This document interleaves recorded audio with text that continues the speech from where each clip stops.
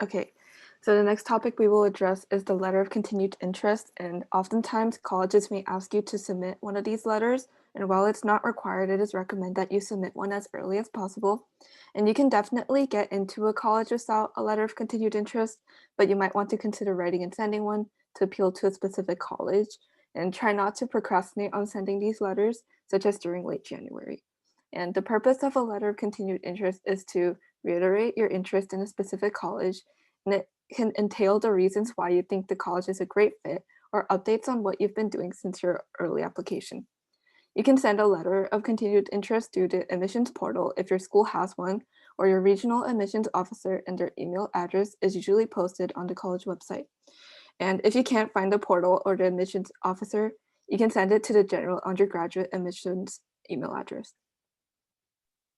But like if you definitely can send it to your regional admissions officer, that is like the number one, like best case scenario, because these are the people who are actually reading your applications. So, what should you include in your letter of continued interest? You want to think of this as your follow up to your Why This College essay, but this is going to be a lot more concise and straightforward. You want to start off by thanking your admissions officer for reconsidering your application. Showing gratitude will go a long way. You want to indicate that you still want to attend the school and really show demonstrated interest. You want to provide updates, ideally academic updates. Maybe you have a change in extracurricular activities or you got a new position, or maybe you have some personal updates. You really want to show your admissions officer something that they couldn't see the first round in your application and really solidify that you do want to attend that school. So just like there are some things that you're trying to include in your letter of continued interest, there are also some things that you should try to be careful of while writing it. So one thing you should be careful of is not including accomplishments that are like trivial. So even though these things are like really great, like winning an informal award in a class, you shouldn't be trying to pack your letter of continued interest with like non-important accomplishments. Um, the purpose of a letter of continued interest is to tell the admission officers more about yourself and to change their mind about what they thought previously during your main application. So including these accomplishments that might not change their mind can actually detract from your letter. Another thing you should be careful of is to be selective about each experience you include. You shouldn't be trying to include like every single thing they've done since you last submitted your main application, but rather to like specify certain things that you've done that are like really important or can change the admission officer's mind. Also, don't repeat content from main application. The admission officer still has access to your main application, and you should be spending the word count and like your time on talk about more about what you who you are and to present more of yourself to the admission officer rather than reiterating things that they already know. Also, while writing your letter of continued interest, don't show feelings of resentment or anger over your deferral or anything, and try to always be positive to show that like you could be a good fit for the college still. Something that we didn't address like in this slide concretely or like explicitly is that oftentimes you hear about, like letters of continued interest or like follow-ups when you're waitlisted or when you're deferred to be really like creative. For example, last year I think there was a person who like wrote a whole song and recorded a video as to why he wanted to go into like get into Columbia, and then he did get in, but recognize that that's the story that we see. He likely had a letter of continued interest. He likely had really great extracurriculars, really great grades. So that video in itself saying that that's the reason he got in is inaccurate. And if you are trying to be creative, that's awesome. Just, don't be extra, because right now is not the time to be extra. These admission officers are reading through thousands of files. They want to just get the information as it is while also you trying to entertain them somewhat throughout it. And so we've included some examples here of just like our own little snippets of various letters, some for waitlist, some for deferral letters, some for just regular updates. All of these are mine written for different colleges. The first one I included here because I got deferred from UMich in the early round, and I just included, so what I said, at the time I wanted to go into journalism. I thought I was going to be a journalist. That definitely has changed, which again shows that the thing that you apply for in the early, like in the college applications process, is not the thing you're likely going to become. But moreover, I included this snippet here because I felt like I did a good job kind of saying very concisely why UMich is a good fit for my interests and my hopefully like my career. And I include how it has an emphasis on hands-on learning and really like cares about social studies research and stuff. And I wanted to be a journalist, so that was really important to me. And I ended up getting into UMich. Now, I definitely don't think that it's the letter itself that got me in it. Um, I think that's something that we're trying to stress here is that the letter is a step you can take to improve your chances, but it's not going to be like, even if you write it really well, it's not going to be a guarantee of acceptance, of course.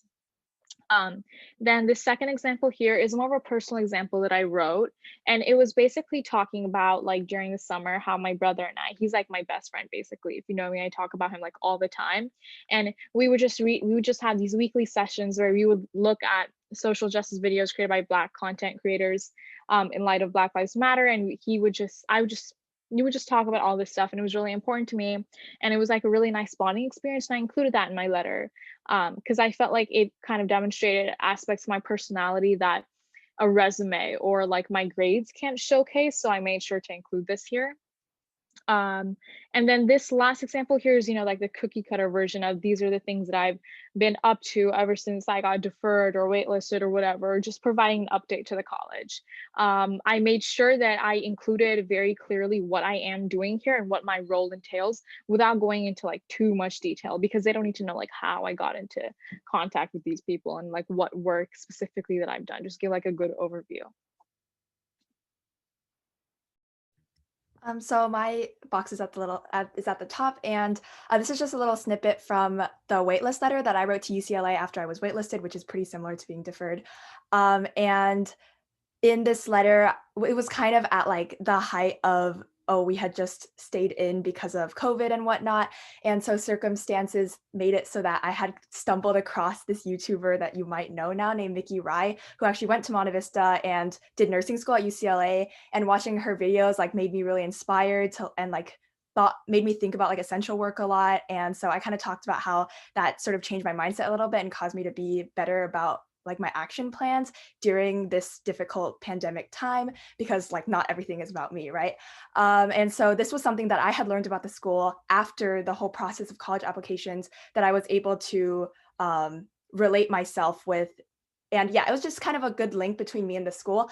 But something that I wanted to kind of stress about this letter was that I had already kind of set my mind on UCSD before writing this letter, and I just kind of wrote it to write it and to kind of like put a shot in there. And I think it can kind of come across in the letter, and I was like rejected after I sent this letter. So again, like something that we kind of talked about before was that if you need to like reevaluate how you really feel about these schools you were deferred from, because if you just end up writing a letter of continued interest, but you're not actually interested anymore, they can tell, and it's not always a good thing for you and can kind of waste your time a little bit. So yes. So this was my February updates and notes form for MIT. So I was deferred early and I had to send this in, and I believe all regular applicants also have to write this. It was a 250 word short essay, but I honestly did not have much to write because I didn't do anything between November and February. I picked up some random hobbies, including fiddling around with augmented reality and learning how to skateboard. So I filled up the space with that.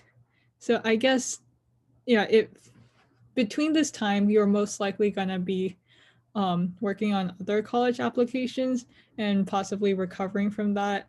So if you don't do much, that is okay. You don't have to stress out about creating new accomplishments within this short of a time frame.